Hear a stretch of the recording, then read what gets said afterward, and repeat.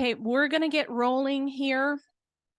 Our panelists are going to come up here. If you're in the room, Karen is going to hand out a special little treat. Do you have anything you want to say? Just a little bit. So I just want to let you know that the meal was sponsored by Riverstone Church tonight. And they meet and worship at the Gateway Mall in the theater, so we have popcorn and stuff. Yay. And but anyway, is sponsored by them. So if you see anybody from there or whatever, just tell them thanks and whatever. So, and then me. Okay. Okay, yes, I'm the person that cooked the meal for Riverstone. Yeah, and I used to be a part of this. So about almost 4 years ago now, 6 of my grandchildren landed in my lap, and they went through the system. I did kinship care, and then we did foster care, and then the doors opened up for opportunities for adoption. So as of a year ago, December 29th, I've adopted 5 of them.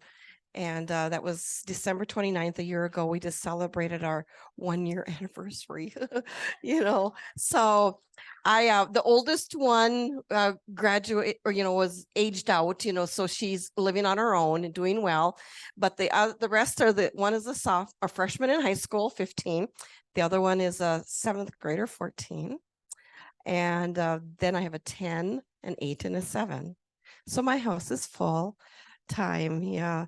But we're doing okay. We're doing good. And the kids are being successful with their education and things like that. So it's good. So yeah, I was a part of you also. It was really fun to be here with you. And we are, this is from Riverstone. We are passing out some awesome treats, and you can look at them and read what it says later as when you get home and look at them. Okay. Thank you. All right, as she is getting rolling with that, I'm going to make sure everybody on the panel can be seen. So we are continuing the conversation from November when we had most of these same people here talking about the various ways permanency can look kind of outside of that reunification when that's not the goal, that's not the plan anymore. Maybe there's a concurrent plan.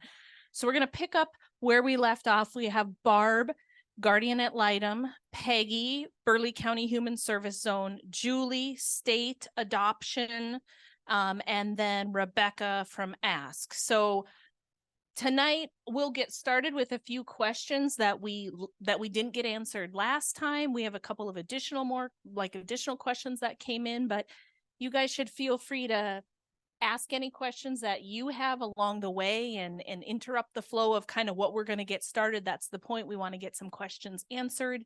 And there was still a lot of questions. So if we can just jump right in to all of this. Should we start with an easy one? Yeah. How many kids in ND is AASK recruiting for adoption? You say that like we know an exact number. I went to our website and counted when I read that question.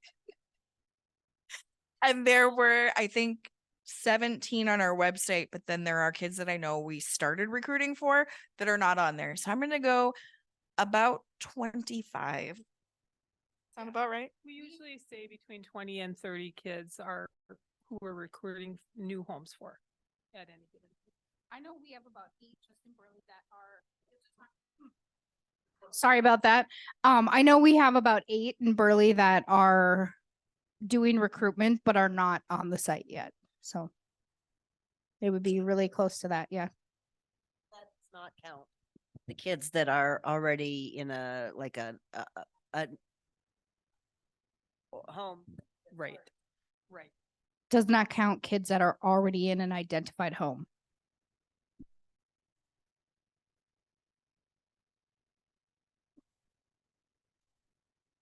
Apparently I have to ask the question though, this is real awkward. I wish we had 2 microphones, but we don't.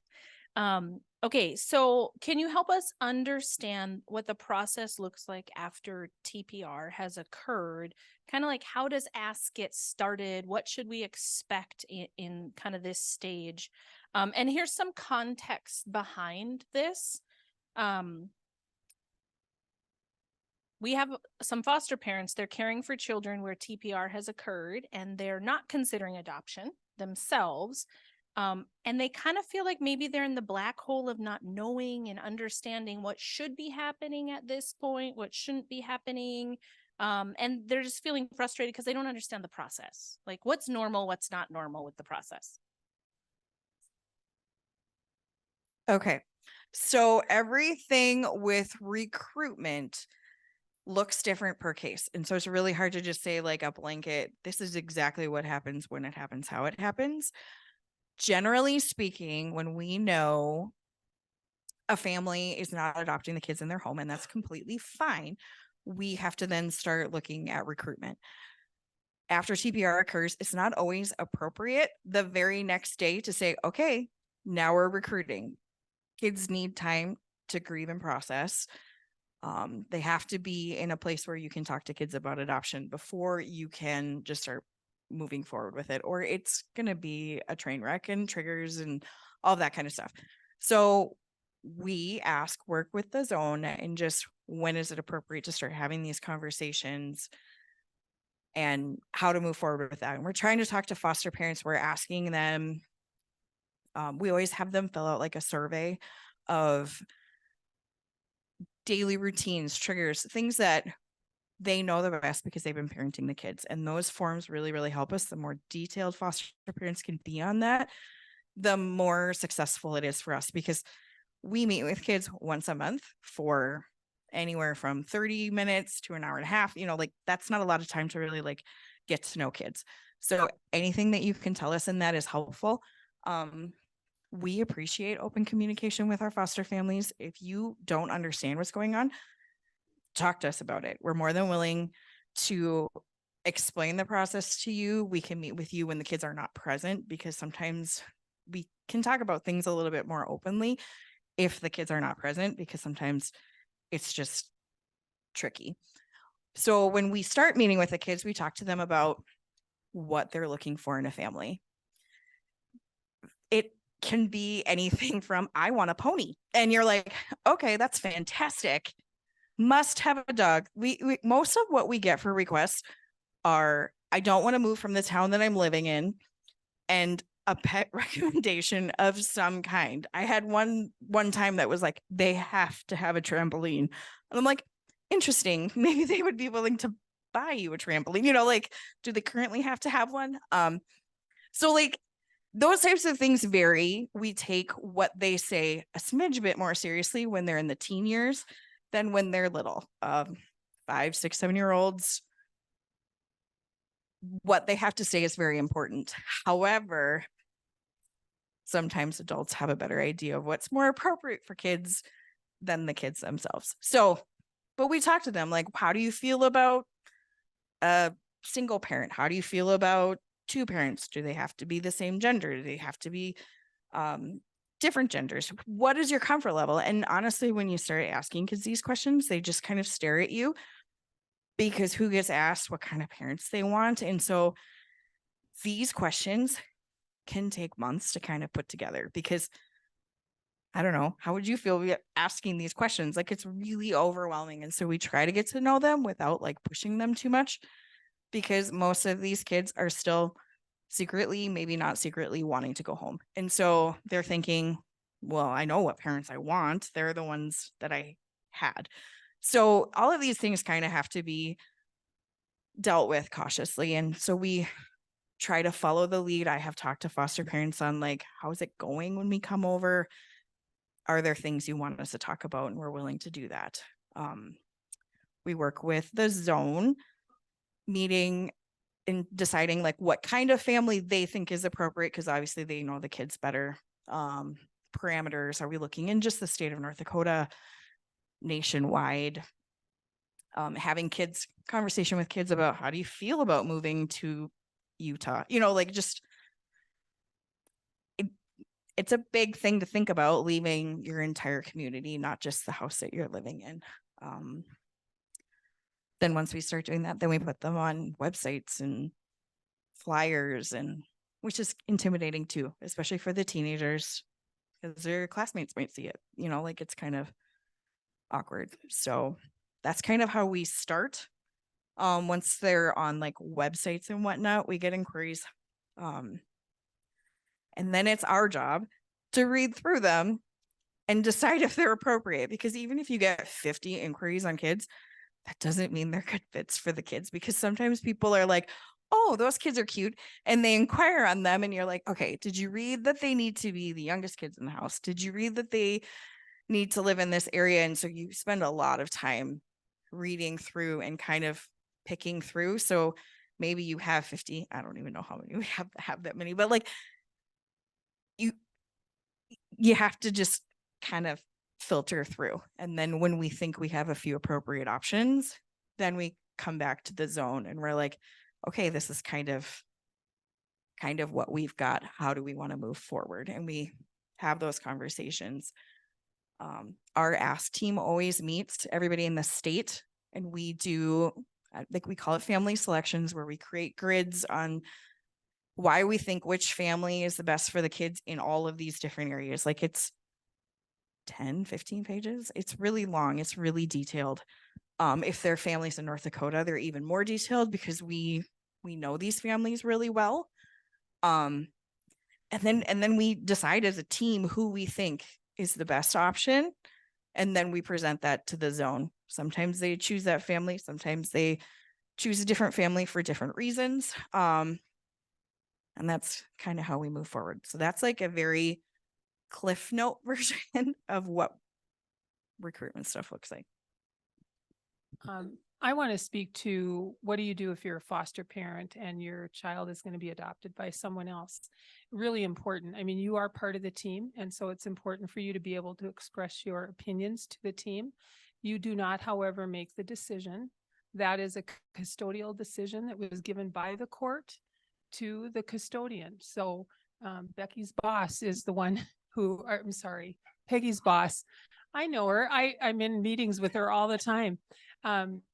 Peggy's boss is the one who actually signs for the court that says they are consenting, and that's a responsibility given to them by the court on TPR. So all of us have opinions, and we all need to be able to provide those opinions, but we are not the person who makes that final decision.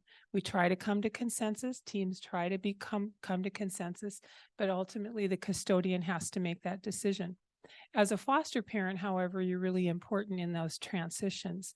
If every child who is placed in a new family home came with things like footprints from the hospital, a baby book that had pictures in it, stories about things they did when they were learning how to walk or learning how to talk, those little things, photographs that you might have collected of birth parents or them as they were growing up, art projects, high school papers, you know, all the things that you keep for your bio kids as they're growing up.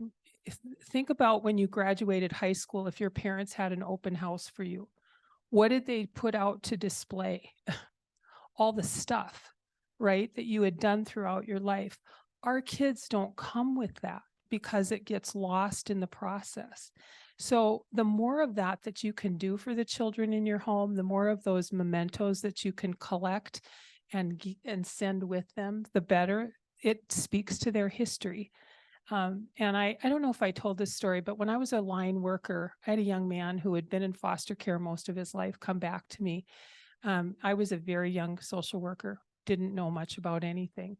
And he asked me if I could tell him where he had lived in his entire life. And that was before computers and before we had systems that documented this stuff. So I had to go through paper files, inches and inches of paper files. And I could not come up with a chronological history of where he lived without gaps. That has stayed with me to this day, some many decades later, because it seemed totally unfair to me that we couldn't even tell a child where they had lived in his childhood. So our kids don't have that history. Talking with kids as you're moving into termination of parental rights, listening to them, assuring him that there are lots of people that are watching out for their safety, that adoption studies are very intensive. There's background checks, there's psychological information, there's tests, there's home visits, there's all kinds of things. There's lots of people that are watching out for their safety and well-being, and that the people that are making decisions take this decision really seriously. It's not lightly taken even when it's an identified family. So the more that you can assure kids that there are good people watching out for them, good people who have their best interests in mind that will be making decisions. If they're old enough, they'll be able to have some input, but we don't want a 10-year-old to make the decision about where he's going to live for the rest of his life. That's a weighty decision that no child should make totally on their own, right? The adults in their life are the adults for a reason, and they're given a responsibility to make those decisions. So those are some of the things that I would say are the primary responsibility of a foster parent who is not adopting. Also allowing adoptive parents, cooperating with them in visits and sharing information with them. I've advised AASK workers to have foster parents do things, or adoptive parents do things like read a book and record their voice, and then have the foster parent play that if it's a very young child, so that the child can learn their voice. Sending bedding that's in your home with a baby to the new adoptive home, so the smells are the same. Making sure that you record what they eat, what they like, so that recipes that kids particularly like, so that new families can make those things, cultural things that have been important to them. All of those things that you can pass along to a new family will help that child in a transition. So from the zone side, first thing I would say in a situation like that, if you are a foster parent and you know that the kid has a goal of adoption, whether it's concurrent or the only goal, and you do not want to adopt, you need to be communicating that to your worker as quickly and clearly as possible, because the longer we wait for an answer from a foster family, the longer it pushes out that adoption process. And kids deserve permanency. So we don't want our staff, we don't want our foster parents to be the reason that those kids are lingering. Once we get to TPR, we, as a zone, are responsible for making sure that the AASK worker has all the information that they need, all the documents they need to be able to move forward, court orders, all the things. Some of that with the adoption redesign will be a little bit easier than it is right now. But that's our role. After we get done with that, we sort of just along for the ride. I feel like AASK takes the lead on the adoption process after that. If the adoptive family has been the same the whole time, if it's been the foster parent from birth and they want to adopt, we don't have a recruitment situation. It's much easier for everybody. I'll be honest, I've been at the zone for 4 years now, and right now was my very first recruitment. So we don't do it a lot. Most of the time we have relatives or foster parents who are wanting to adopt kids, which is good. We also are responsible for holding what's called the custodial team meeting. That's where we come to those. No, sometime, no. So AASK and us, we get together and we make the official determination of who we would like to adopt. And that has to be documented. So that's our responsibility. We also, if we did not do a permanency hearing at the same time as the termination, then we need to be still keeping track of those permanency orders. We don't want a custody order to expire, even though we have custody forever. Once the TPR is granted, we have custody until the adoption is finalized, but there's also the requirement that we have a permanency hearing at least once every 12 months. So that's our role, to just really be a support to the AASK worker as they are pushing forward with all the things. We do have to show up for court and sign stuff and all of that as a custodian, but we don't have to do the bulk of the work after the TPR is granted. Let me just talk a little bit about adoption redesign. So we had informally begun some discussions between AASK and the foster care licensing unit way back in August of 2022, looking to streamline the process between foster care licensing and adoption. And what that resulted in was some streamlining of paperwork that was implemented on July 1st. So some of you may have gotten that experience of that streamlined paperwork. Then in August, as a result of legislative issues, we started the official adoption redesign, and we are implementing the changes beginning February 1st. So this month is very busy. But some of the things that you're going to see are, again, more streamlining between foster care licensing and adoption study. The adoption study itself has been completely redone, and so that the AASK worker who is doing the adoption study will not be replicating what's happened in the foster care study if foster care, if the parent is a currently licensed foster care provider that has been licensed for a year and doesn't have any MOUs or, anything like that. And so they'll be able a memorandum of understanding when there's been an issue. You don't have it. Right. If you're asking what that is, You don't, yeah, you haven't had one. That's a naughty, that's like a sitting in the corner. So there will be streamlining that way. There's also been a ton of work done to streamline the paperwork process for the zone referring a child to AASK. And one of the ways that we're doing that is as the state has done a lot of work in migrating files to the SharePoint, which is a software. I know less about it than whatever, but anyway, but the zones are in the process of migrating their files to SharePoint as well. And so what we've worked out is an agreement. AASK will have access to certain parts of SharePoint.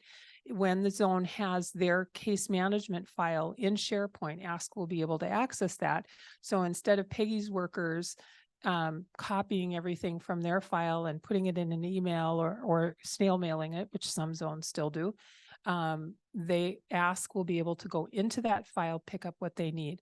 So the paperwork that the zone is going to be doing is far less. And so they've worked on that.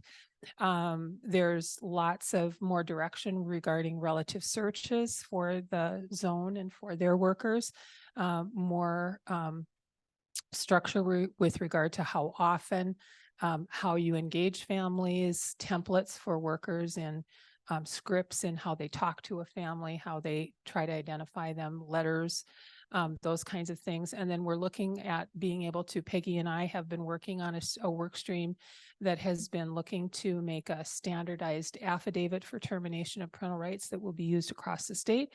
We're still in the process of that because it involves working with state's attorneys, and there's lots of them and they're all different.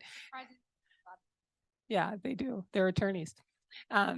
So there's lots of, that's just a very broad overview, but the goal, the very assertive goal is that we will be able to finalize in some cases, in the best of cases, finalize an adoption within 2 months of termination of parental rights.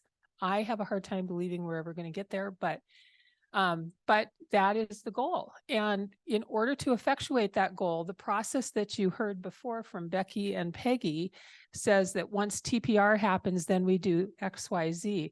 What's going to happen is we're going to push that forward. So we're going to be identifying a family to adopt a child, even when the affidavit for termination has been filed.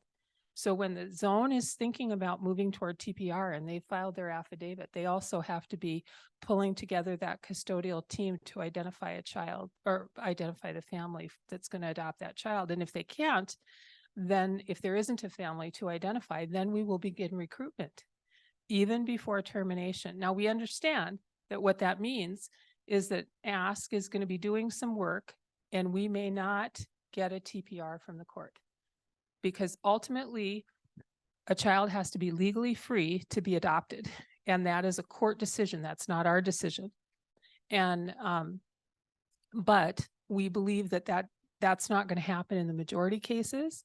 And we're willing to put in the effort in order to streamline and move that process along more quickly for the children that it will benefit. And so we may do home studies. And so we want you all to hear that if you're one of those families that is getting a home study started before TPR and TPR doesn't happen, I mean, that having a home study approved does not mean you're entitled to adopt, right? You have to have a child legally free to be adopted. And so if the court does not agree with the decision to terminate, or there's an appeal and the appeal is successful and it's remanded back to the zone for further legal, you know, that effort that we did in the home study may have to be tabled for a time, but that's not going to be the majority of cases. And the rationale for doing this is so that for the bulk of kids, we can move more quickly. From how many affidavits are filed for TPR that are granted? I've tried to get that information and it really is not readily available. I can tell you that in the 4 years that I've been with the zone, we've had only 2 TPRs that we went to the court for and were denied. And that was in the beginning of 2020. So since that point, we have been very, very certain before we petition. We are careful to have ruled out every possible option before we go for that ask. Oh, easy. Right, Barb, it's easy. You know which ones I'm talking about. No, they're not easy. They were very complicated cases. But at the time, there was not enough evidence that active efforts were made by the zone. So we now are really good at telling you what our active efforts are. Really good. You can ask on any of our cases what our active efforts are and our workers will have an answer. So we learned from that. And actually those 2 cases did go back to parents, right? One went back to parents, I think one went, yeah, later. Maybe. Different families. Oh, out of how many?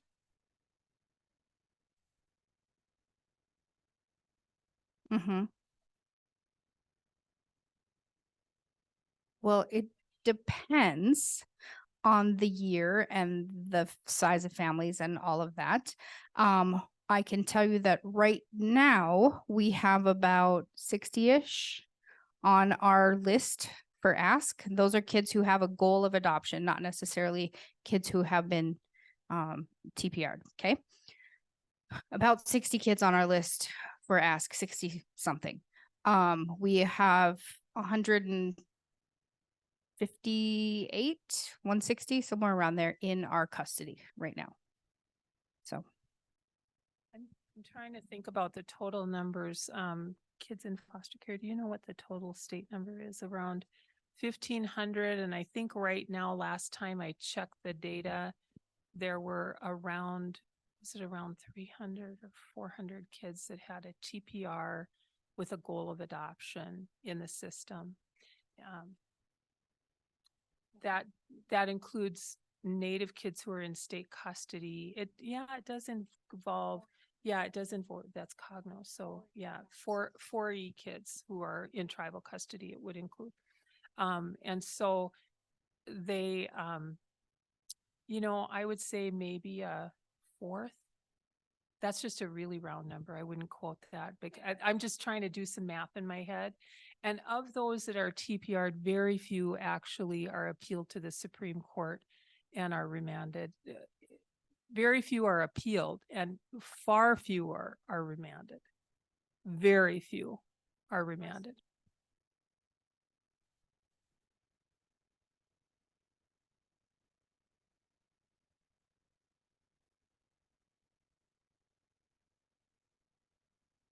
Talk to your worker.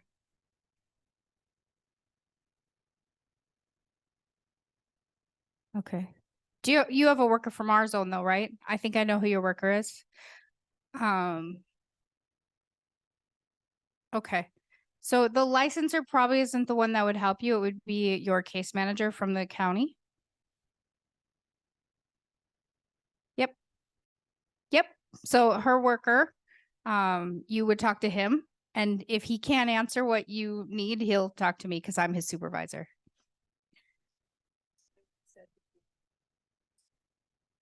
Sure. Julie said, can you explain the difference between active and reasonable efforts, right? So with everybody knows what ICWA is, right? You all did that in Pride training, correct? ICWA? Yeah. Okay. So I don't have to explain ICWA. So our ICWA cases, we are required to show that we have made active efforts to prevent removal from the home, to achieve reunification, to maintain family connection and sibling placement. Okay.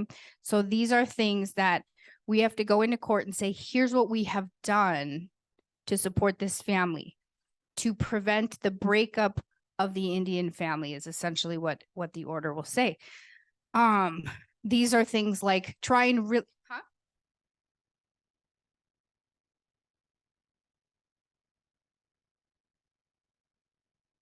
Yes, I'm getting there. So then part of that is we have to look at, it's called placement preference is what Wesley's getting to.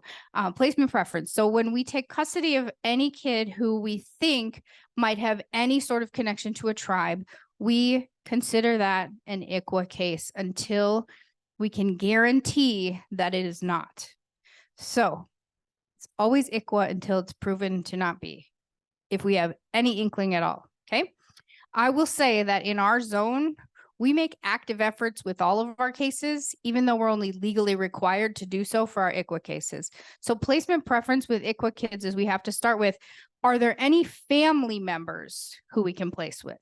And if there's not, are there any other members of the tribe or any, we call it fictive kin? So people who maybe we're a neighbor or coach, or they have a relationship with through church or whatever. Is there anyone else that the tribe would say that they should be with? And if we can't, then does the tribe have a licensed home somewhere that we can place them in? And if they don't, do we have a Native American home that we have licensed as a state that we can place them in? And if we can't, the bottom level is any licensed foster home. Okay. So we have to go into court and say, here's what we've done to try to meet placement preference. You all know that we have very few licensed Native American foster homes. How many we have, Kenny? 3, 4? Maybe 5 in Burleigh County. Yep. So we definitely have more than that in this state, but in our county, we have 5 or less for sure, including this guy, right? So here's one right there. So we don't have very many to choose from. And I will tell you that all of our Native American homes are full all the time. So if we take more kids into our custody and we don't have a Native American home to place them with, that's when we place them with whoever we can find that we think will be a good fit for these kids. When we're calling you, please know that we aren't calling just because you have an open bed most of the time. We get to that point eventually, but we really try hard to call the people that we think these kids will be most successful with. If we have a baby that has high medical needs, you know who I'm calling first? Roger and Bobby. Yeah, right?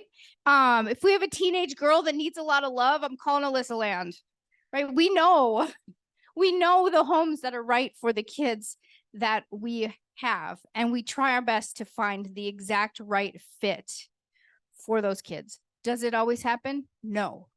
But when it does, it's like magic, right? But a lot of times, because we have so few homes, we do have to call everybody until someone says, yeah, I got a bed. I'll take them for tonight. Right? But back to this reasonable and active efforts, right? We have to do things. We can't just say, here's your application for housing, fill it out and turn it in. No. That's a reasonable effort. Active effort is for us to say, hey, we have a parent aide, and our parent aide is going to bring you that application and fill it out with you. And then she's going to take you over to the housing office so you can submit that thing. And she's going to help you sign a release of information so that she can call them and check on it later. Right? That's active efforts. We have to differentiate between the two. For our ICWA cases, our staff is awesome and they do all of that for all of our cases. Honestly, they do, but they don't have to. So active efforts, that was a good question. Next. Yeah, something else. You got a question for Barb? No. She said she's just here to make me look good. Thank you for being here, Barb. What I got here? Okay. We'll find some in scope to you. There's more on adoption stuff, but we'll get off of that for a second, okay? So what type of situations qualify for kinship care? Talk a little bit about, does a child have to come into the system to tap into kinship care? Do they have to be a relative? Blah, blah, blah. All right, that's back to me. We have 3 things. First thing, that anybody who's not a licensed foster parent can access if they are providing care for a child. Okay, it's called kinship navigation. It's a one-time thing. Yes, no, it doesn't have to be a relative. It can be a relative or it can be fictive kin. For kinship navigation, it can be fictive kin, which goes back to coaches, church people, neighbors, long extended aunties, right? You can apply for kinship navigation funding. It's a one-time thing. It can be for, hey, we're taking in this kid. We need a bed. We need some clothes. We need extra food because kids eat a lot. All those things, right? It can be used for anything, pretty much. But it's a one-time thing. It's not ongoing support. And from there, we have 2 possible options. One, if the child is related to the provider within the 5th degree, and please don't ask me to define what 5th degree means, but I know, yeah, you can look that up on Google, Barb. See, this is why Barb's here. Google it. So 5th degree, if you are remotely related to a kid, it's like your cousin's kid or something, that's 5th degree. So within the 5th degree, you qualify for, it's called kinship TANF. It's a state program. It means you are not a licensed foster home. We have custody of the kid, and the biological parent is not residing in your home. Those are the 3 big things. Kinship TANF. It's an ongoing thing. They reimburse basically the same things that you guys get reimbursed for as foster parents. Daycare. What else? They get a monthly stipend. It's not as much as the foster care stipend, but it helps. They reimburse daycare. They reimburse other things that people get reimbursed for. Clothes. 3rd option is new, brand new, came out in October, November, somebody. No? Okay. Came out in a couple months ago. It's kinship, and it's an ongoing thing. So with these, you don't have to be related. We cannot have custody of the kid. And you have to pass a background check. So it's the same background check that you guys have to pass as foster parents, but they don't have to do pride, basically. So they're not licensed. Yep. So they get a monthly stipend. It's only for 1 year. So it's not forever, ever. We don't have custody of the kid. So these are for like our in-home case management cases where we place with a relative. That's where this program kicks in. It can provide support for those if they can pass the background check. A lot of times we have relative placements where the person has something from, let's say they got a DUI 5 years ago, right? And that's still on their record. They might not pass the background check to be a licensed foster home, but we can still place with them because they've, gone through treatment, they're recovered, they're going to meetings, all the things. So it just depends. But that is an ongoing thing. So 3 ways to do that. We do not have custody of all of them.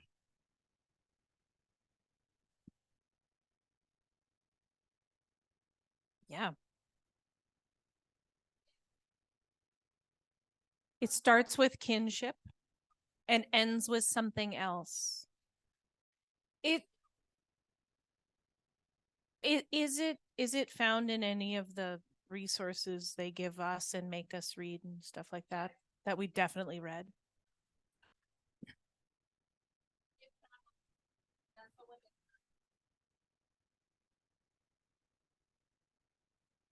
Okay, so we'll share some resources. If there are things online we can reference with the real names of the kinship, whatever third option recently mentioned. Right. But it's super cool. I mean, that there's an option and it's new.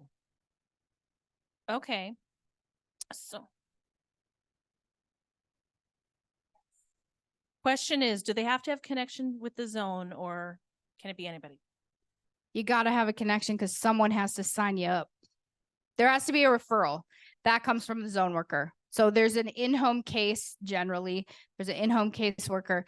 But if there's a case where, like, let's say you're not a licensed foster parent and your neighbor gets arrested and they're going to go to jail for 6 months and they ask you to take their kid, right? You could probably call the zone at that point and say, hey, here's my situation. And we would help you figure out what to do because that's our job. Also, you need like other paperwork to be able to take care of other people's kids. So you should have someone who you're consulting with. Okay. Online, someone asked if you could just explain the difference between adoption and guardianship and why choose one over the other. They weren't at the last training. I know we covered this a little bit. Is there a high level somebody wants to do? Barb, do you want to talk? Okay. From a legal perspective. Sure. Guardianship has been revamped. It used to be when you got guardianship, you were guardians until the child was 18. And that has changed a couple of years ago.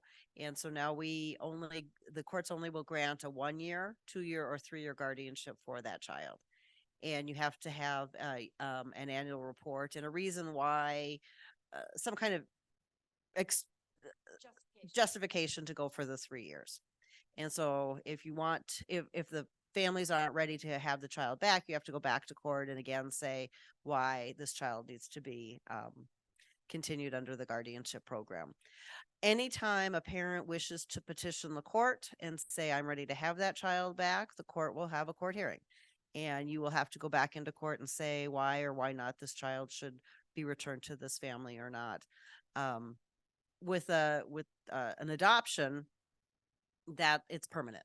The parents do not have the right to come back into court and say, hey, I've got my act together. I want to have this child back, or I want to have visitation. The other component of guardianships today are that the courts are supposed to have some kind of a parenting plan. What does that visitation look like? How often are you going to have visitation? How often, where's that visitation going to be, and who's going to be in control of scheduling that? I just had a grandma move to Minnesota. She's had guardianship for several years of her grandson, and the courts placed all of the burden on her for coming back to Bismarck for the visitation to keep mom involved in that child's life. Mom isn't in Bismarck. Mom is traveling North Dakota and various treatment facilities. So she's a little nervous right now about whether she will is out of, she's going to be found in contempt of court because mom hasn't requested any visitation for the child. And it's been probably 6 months now. And so she hasn't got to see him. So there's some good things and some bad things for both of the programs. I guess pros and cons, not good and bad. So it's each individual family's situation. Some families are not interested in adoption. And so guardianship becomes more of a, this child's never going to leave my home. They're always going to be part of my home, but we're not looking at that adoption piece of it. And because I know this group, I know that some people are wanting us to talk about the MHA stuff again. So thank you. So children who are members of the 3 affiliated tribes, Mandan, Hidatsa, Arikara, MHA. I'll break it down for you. We, in April of last year, so it's kind of fresh, still less than a year ago, we were told that the tribe is no longer going to agree to termination of parental rights for kids who stand to inherit a substantial amount of money. So we are still having adoption as the plan for certain kids, but not all. So if you are fostering a child who is MHA, you should know that. You should know from your worker whether those kids are eligible for adoption or if they will not be eligible for adoption. So when we say the kid is not eligible for adoption because they're MHA, it's because those children at some point will be adults. And when they are adults, they will inherit a substantial amount of money because of their bloodline.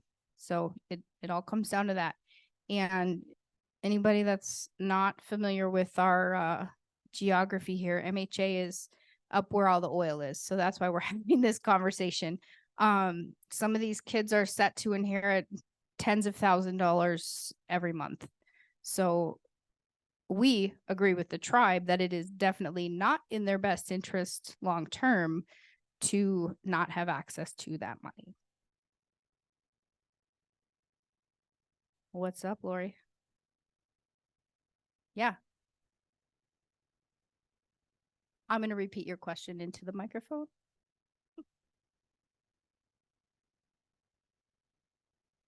Good question. So part of being, her question is, oh my gosh, I just said I'm going to repeat it into the microphone and then I didn't. It's been a really long week, you guys. It's Tuesday. It's been a long week. These are my people in the back of the room nodding because they're with me. It's been a long week. Okay, so who decides whether it's guardianship or adoption? Excellent question. All permanency goals are determined by the child and family team. U.S. foster parents are members of that team. You go to meetings every 3 months with the team. So it's a team decision to determine what the permanency goal is for a kid. When they come into foster care, every single child, I shouldn't say every single, almost every single child, their goal is automatically reunification. That's our job. I say almost every because if a parent is deceased or both parents are deceased, or one's deceased and we don't know who the other one is, right? If there's no parents, we can't work reunification. But safe haven babies, you guys know what that is? Okay. Safe haven babies, I'll answer for you. Safe haven babies are if a mom gives birth and she takes that baby and she's like, you know what? I can't do this. But she doesn't want to go through all the legal stuff. There's a way that she can safely leave the baby at the hospital. Fire station, police station, there's other places. You can Google that too. Yes, it's specific in each state. But then that safe haven baby essentially comes to us as a John Doe, Jane Doe baby. And we would have their plan right from the start be adoption. Yeah. So we don't have that happen often, but it can. We work on reunification. When you're part of that team, you know when we need to add a concurrent goal. Sometimes when kids are old enough, we have conversations with them about adoption. Some kids are 100% set that they do not want to be adopted ever. And so if that's the case and the kid is 14, I can tell you we're not going for adoption, because the amount of time that it will take us to get to the point where that child will maybe consider participating in the process, it's too late. They're already 18. So in those cases, we would look at guardianship as an option for them. The MHA kids, that's on the tribe to say adoption or guardianship. We let them lead that, and then we just go whichever route they say. We ICWA kids, our kids that are ICWA, we have to keep reunification as a goal, whether it's concurrent with adoption or our singular goal. We have to keep that as a goal until we get the TPR. We cannot remove ICWA kids from reunification goals. They got to keep them until the point of TPR. So that means our workers are legally required to continue active efforts towards reunification until we get a TPR. Yeah.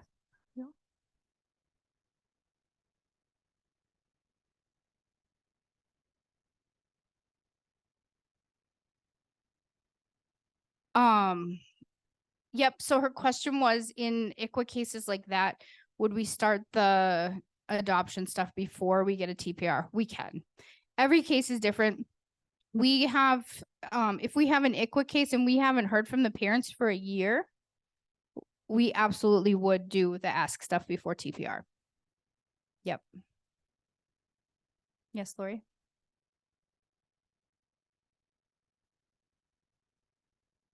Good question. Yes.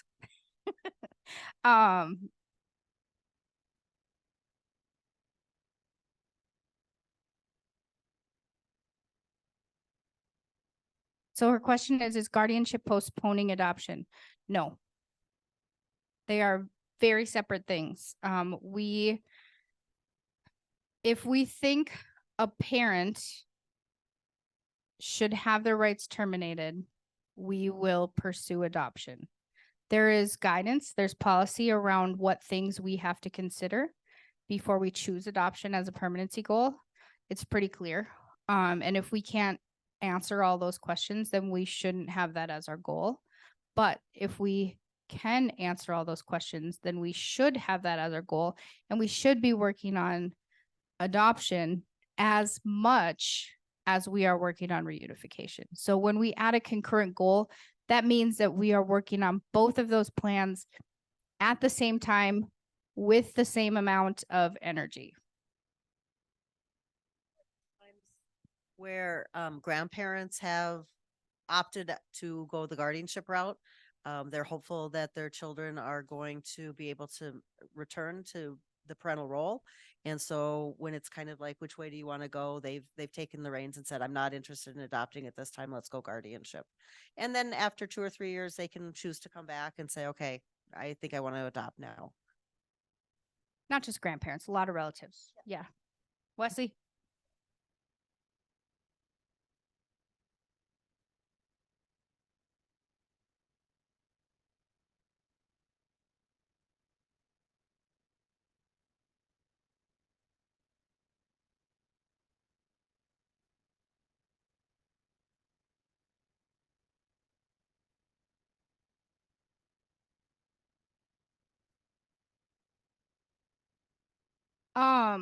We don't have custody of those kids. I know that. So I can't totally answer.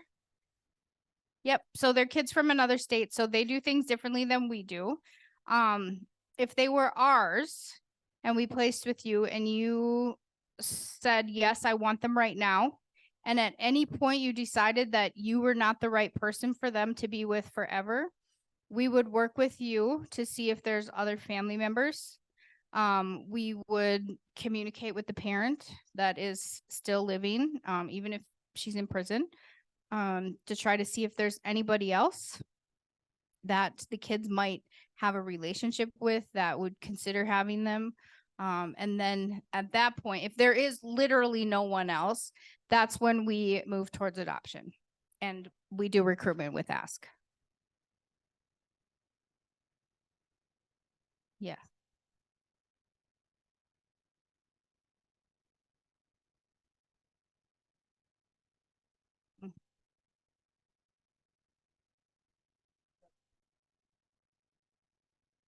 Yeah.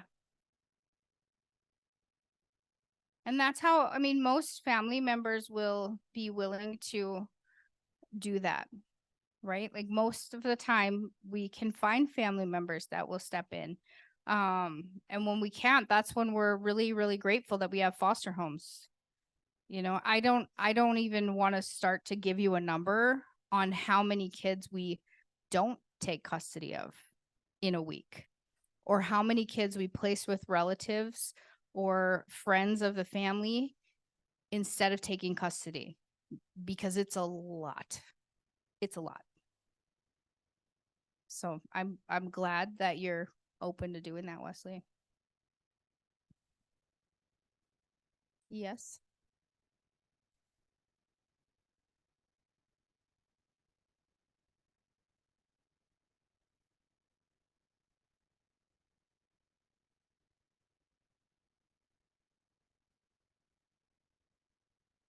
So the question was about a sibling group. I will say from our side, and then I'm handing this over to Julie because she's the adoption lady, but from the zone side, before we even get to that point, we have to look at, is this a sibling group that we can place together? If we can't place them together, what are we doing to maintain that connection? This is where our active efforts come in, even reasonable efforts for our non-ICWA kids. But we have to be ready to go with those answers before we make that referral, because that's the first question we get. All right, so you got 5, 6, 8 kids. Do you want them all adopted into the same home? Or is it in their best interest to not be adopted all as one? Because we have several kids that it is in their best interest to be adopted separately from their siblings. I won't go into the situations on those, but it is. So those are questions that we have, and it's part of that custodial team meeting. And even before that, part of the child and family team meetings that we make those decisions. I don't have a lot to add other than that sometimes kids get placed in separate homes, not because they can't live together, but because they don't have an option at that point. Not enough beds. And so one of the responsibilities of the case manager in the zone is to continue to look for placements where those children can be together. Think about your own families, the longest standing relationship that you have in your life, longer than your spouse, longer than your parents, are your siblings. And so children who can live with their siblings should live with their siblings. And so it's really important to ask, and it's really important to the zones to try to keep kids connected to their siblings. In terms of, is it longer? We've placed very large sibling groups of children together. It's hard to say, you know, because every situation is so different. But so I told you guys this is my first time doing recruitment. I am learning a lot. And I will tell you that there are people out there who want to adopt like a huge group of kids. There are people out there who they see stuff like that and they're like, you know what? That is why God put me on this earth, because these 8 kids need somewhere to go and I got a lot of empty beds. There's people out there who like their purpose is to be here for kids who have extreme disabilities, right? Kids with super high needs, for kids, all the things that you can think of that comes with being a kid, all different kinds of situations. There's people out there that want that. So it could be, there's 5 in your guys's, right? 5, 6, 5. So it could be there's a family that wants 5 kids, or at least would be open to considering that. But there also might not be. it's hard to say, but really like this recruitment thing, it's no joke, you guys. This is intense. It's intense. And there are people. So I think you're right. You never know how long it's going to take, because it might be they put it on their website and boom, someone's like, yeah, I like those guys. And they're perfect. And it just happens, right? So I have to tell you a story about a kid that we recruited for a long time ago when I was very young. And the worker was talking to him about what kind of family he wanted. And he wanted a policeman father. And I can't remember what he said about the mom. But, you know, God bless from his mouth to God's ears, that's what he got. He got a policeman dad. And the mom fit the categories too. So, I mean, recruitment is a really specialized skill. We have workers in AASK whose whole job is recruiting for kids. They're called Wendy's Wonderful Kids workers. You know, Wendy's, the burger joint. Yeah, their foundation funds 2 workers in North Dakota whose only job is to recruit for those kids who don't have an identified family. And then in addition, folks like Becky also have recruitment cases as well. But it's a specialized skill that really is very intense when you're reviewing lots of home studies for kids who have been recruited for, trying to sort through all that information. It's a really intense but specialized skill. So we work very hard at it because we believe that every child deserves a family. And for those, the right family. Yeah. Along the lines of recruitment, the Wendy's workers do like a very intensive deep dive into the kids' files. They read like everything, and they're like, who is this kid's 2nd grade teacher, and would they be interested in adopting? They go into like everything, because if you can place a kid where they have a connection, it's going to be more than likely more successful than a complete stranger. We currently only have 1 Wendy's worker. We're trying to hire another one if you know someone who wants to do this. That deep dive in the file is called file mining. I just love that term. I just thought that's called their mind. And like, to go back to like the foster parents feeling like you're in a black hole, I 100% understand. And I wish it didn't feel that way. I don't know how to make it not feel that way. But here's what I can tell you. Your ass worker is doing things, even if it maybe doesn't look like they're doing things, because they come and they're like, yeah, we really don't have any updates. It doesn't mean that they haven't been doing anything, but like, we're actively trying to find families. You can, on some of the websites, you can do reverse family searches and try to go that route. And unfortunately, a big part of it is just waiting, because you never know when that gem person is just going to come that's like, yeah, I want to adopt 5, you know, like, and so sometimes, unfortunately, it just takes time. And so I'm sorry about the black hole, but we're trying.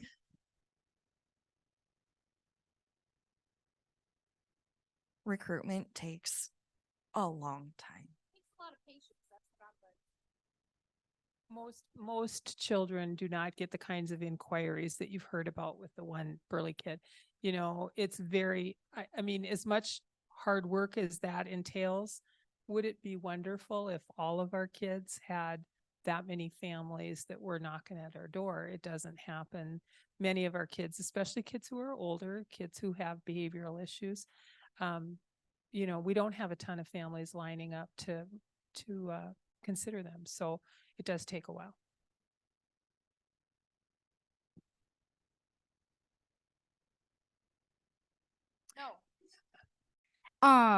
The child who we are doing recruitment for, it was my case before I switched positions. So, of everyone in our office, I know him the best. So I have a big voice, and I'm really good at asking annoying questions. In case you guys don't know that about me, I'm really good at that. And so when it comes to deciding if you are the right family for a kid, I'm not afraid to ask you all the stuff. So they let me come. She represents the custodian. We talked about the custodial team. And the other thing Becky talked about is AASK relies on the custodian to tell them about the kid. You know, help us know this kid so that when we look at families, we can see which families fit this kid. So it's very appropriate for Peggy to be involved at that level.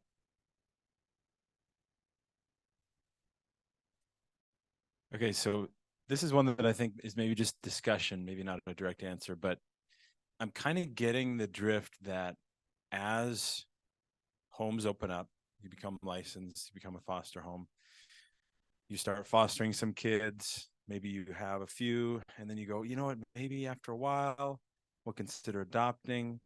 What is the trajectory for people as they go through? Because like all the people, but I'm saying like from your perspective, when you think about what helps us, what helps the kids, what is good for the system, what kind of trajectory do you like to see as homes go along?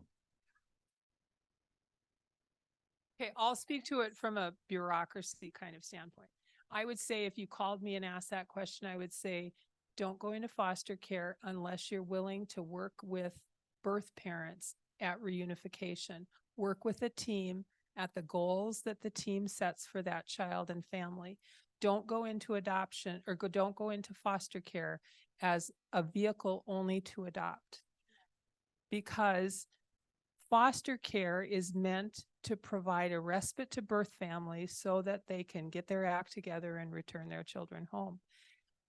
Adoption and guardianship are secondary goals, and they're good goals. I'm the adoptions manager. I believe in adoption, but not at the expense of a birth family that can be reunited. We should always be supporting those goals. So if you're that family who has come to foster care, you should be willing to work with birth families. And I talk to families who say, I don't think I could do it. I can't send a kid home. I can't send them back. Well, then this might not be the way for you to grow your family. You might need to look at some other kind of infant adoption or international adoption or something like that, because being a foster care provider is an awesome job, but it requires a heart that's not only willing to bring children into your home, but bring their families into your life, their grandparents, all of those people that are important to them, and serve that as a community. But what then happens, children's goals change. You fall in love with a kid whose goal suddenly becomes adoption because things have fallen off the table. And then you need to make that decision. Are you going to be the permanent placement for that child or not? Sometimes that's yes. Many times that's yes. As Peggy mentioned, probably 70 to 80% of the children who are adopted out of foster care are adopted by either their relatives or their foster caregivers. So we're recruiting, 20 to 30 kids for North Dakota is a small number. Most kids are adopted by families who've already been caring for them, their relatives or foster care providers. And so at that point, you need to make a decision. And, we never want to strong arm people, but we are focusing now on moving kids out of the system more quickly, because children shouldn't live permanently in the uncertainty of foster care if we can prevent it. So foster care providers, when goals change to adoption, termination of parental rights, need to really seriously be considering what their ongoing role will be for that child, and make that decision carefully and as quickly as you can. I would tell teams, you can't wait for people who are sitting on the fence for a long time, because if somebody can't make that decision, that tells you something, right? If they're not able to make a decision to commit to permanency, it's because there's some reservations. If we can do something to help you make that decision, if we can get you into some counseling, if we can get you support, talk to another adoptive parent or guardian or whomever it is to talk about all the options, that's great. But we can't wait for somebody who's sitting on the fence, because that may be their decision, right? They're not able to make a decision. That's a decision. I always say, if it's not a heck yeah, when we come to you and say, hey, we're going to move towards DBR, do you want to adopt this kid? If you're not a heck yeah, then it's a no, right? You know in your hearts as people, is this the right thing for us as a family to add this child permanently? Or would everyone do better? She had a question back there. I want to say this because I know you can answer. Sorry, my phone's gonna die. So we need to go right away, Tyler. Yes, because I need to get in my car to charge my Somebody's phone. unmuted. Brian, and yeah, there you go. I think you got it. Okay. They're going home.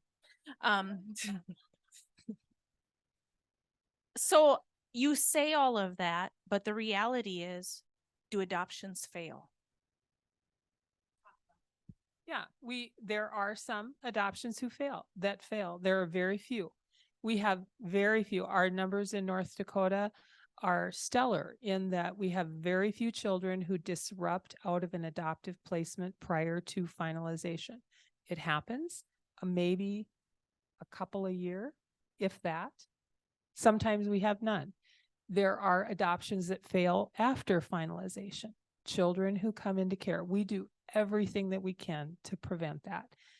Supporting families, educating families prior to finalization, post-adoption supports. We have, oh, I'm not wearing the post-adopt one. We have post-adoption supports in North Dakota in the last 5 years that we haven't had in the past. We do what we can to help families maintain, but some adoptions do fail and some children come back into foster care and there are subsequent terminations of parental rights. That is the most unfortunate thing I can think of. Traumas for children that are enormous that they've had already, and now we're stacking on traumas. So it's a terrible outcome, but it happens. Yes. Yeah, I can say it is mostly when we recruit new families for youth, those recruitment cases. And often, I hate to say this, I'm sounding really judgmental, but there was a year when I said, we're going to close the borders to the state. We're not letting anybody in. We're not sending anybody out, because it seemed we had, I think, 6 disruptions of adoptive placements, and they were all kids we had sent to families out of state. And I think the reason for that is we didn't know the families. We didn't know the supports in their communities. We weren't supervising the placement. You guys don't, you may not have a national perspective of what foster care and adoption looks like nationwide. Our folks here are the best in the country, in my estimation. We do the best supports, the best studies, the best reunification plans of any state in the country. And when we send kids to other states, we sometimes just don't know what we're getting.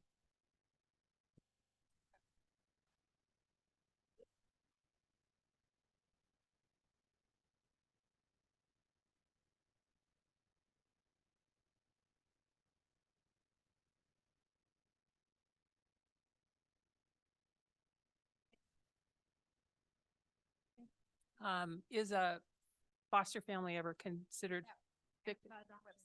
Oh, the adoption? Which adoption website? Oh, there's Ask ND. That's the Ask website. There's a post-adopt ND post-adopt network is our post-adoption services. That's also facilitated out of Catholic Charities, but it's a separate program, and we have workers across the state. For all of you who have adopted, some of you who have, I recognize names and faces. There are family camps that we have in the summer. There's a winter retreat. There's parent retreats for the weekends. There's online educational things. There's social media supports. There's lots of things that we're trying to do to support families to maintain that child in the home. Oh, those national sites that we use. Okay, she was asking about the national. AdoptUsKids.org. AdoptUsKids.org. We have a North Dakota Heart Gallery. Right now that's on hold, but we are still recruiting for kids. What are some of the other ones we've used? A Family for Every Child is another national website that we use for recruitment. Adopt.org. I tell people who call me and want to know, kind of the generic stuff about adoption. There is a ton of stuff out on the web about adoption, but you got to be careful. Be careful when you're looking at it because it's not all credible. When you look at stuff from other states, particularly, you got to be careful. Okay, so the other question was, is there a point in time that a child is placed in a foster home when those foster parents would be considered fictive kin? The answer is no.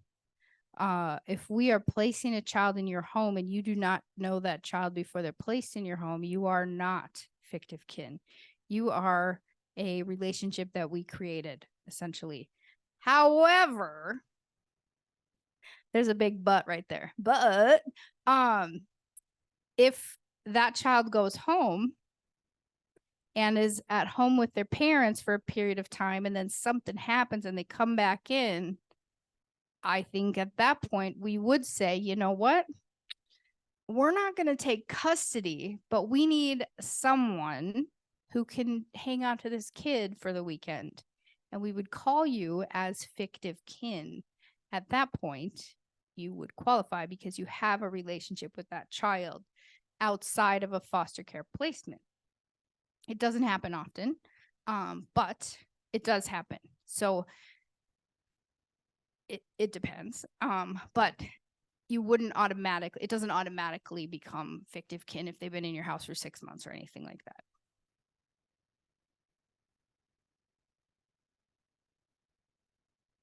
So was I considered fictive kin for my thing? Okay. I don't even know what happens.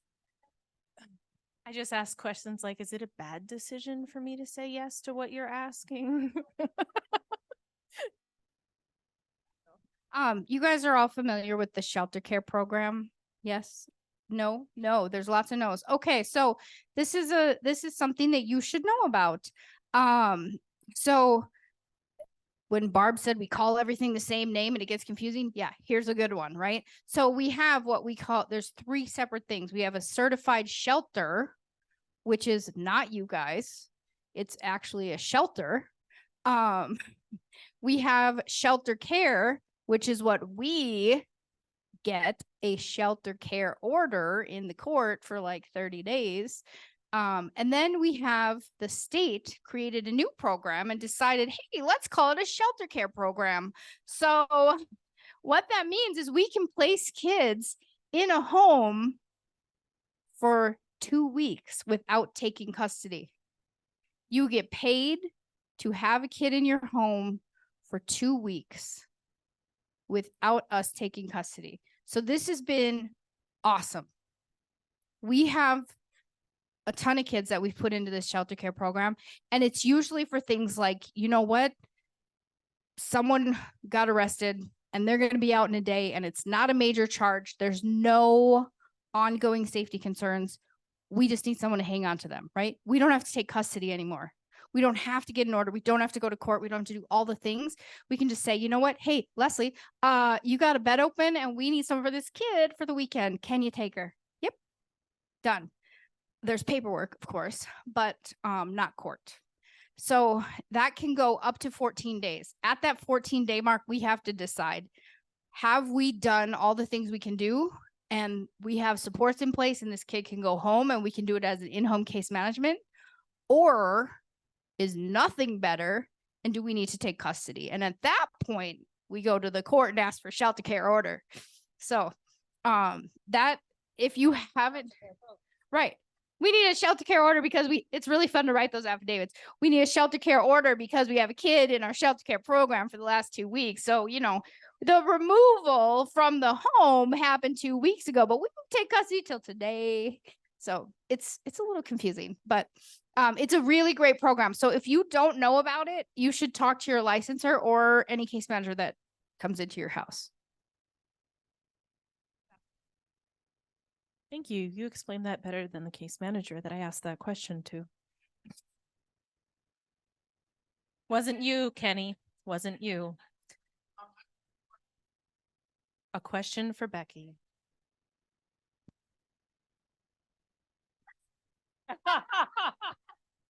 Are you thinking about it? Unfortunately, I can tell you it's less than what you're making now, and there are no state benefits.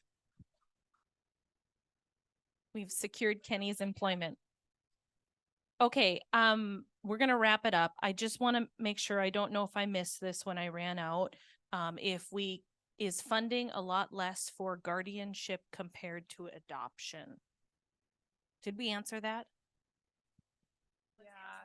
I'm not sure what the actual, do you know what the guardianship rate is right now? But guardianship assistance is pretty much a flat rate, whereas adoption assistance, you can negotiate, you can take into consideration children's special needs, those kinds of things. So it is generally less. And not everybody gets guardianship assistance. Right. And I think going back to the discussion of guardianship with adoption, if you're a professional person, adoption would be considered the highest level of permanency, because parents' rights have been terminated, a legal adoption has happened, that child is your child as if that child was born to you. You don't have to report to anybody, you don't have to go back into court. And guardianship in North Dakota, with the changes that Barb described, is not as long-term as it used to be, and has to be reviewed, and there is responsibility to report to the court and all those kinds of things.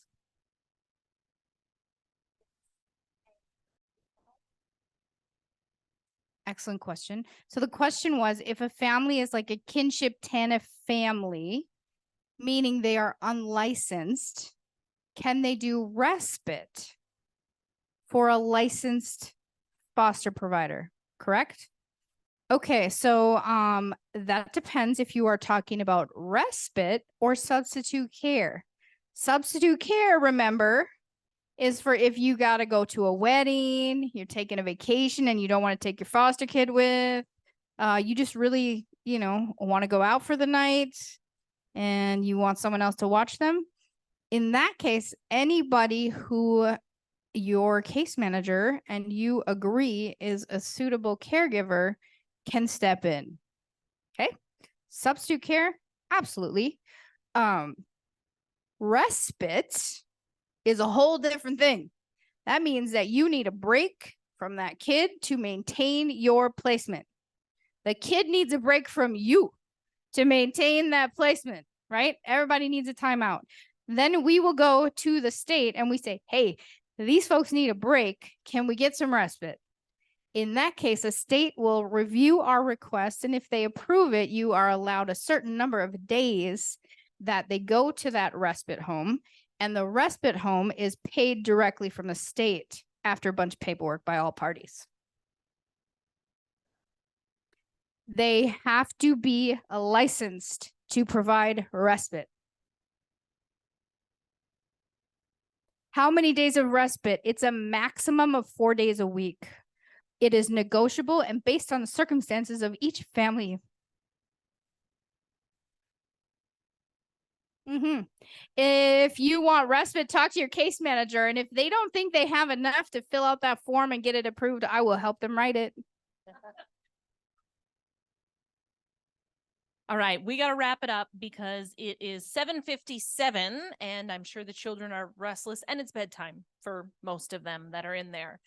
So thank you, panel, for coming back, for all the information shared. If anybody's got a dangling question, you want to catch one of them before they head out, please do so. Take your children with you. If you'd like to pay your $20 annual family membership due, I will take your money this evening. Otherwise, thanks for being here. We'll see you next month.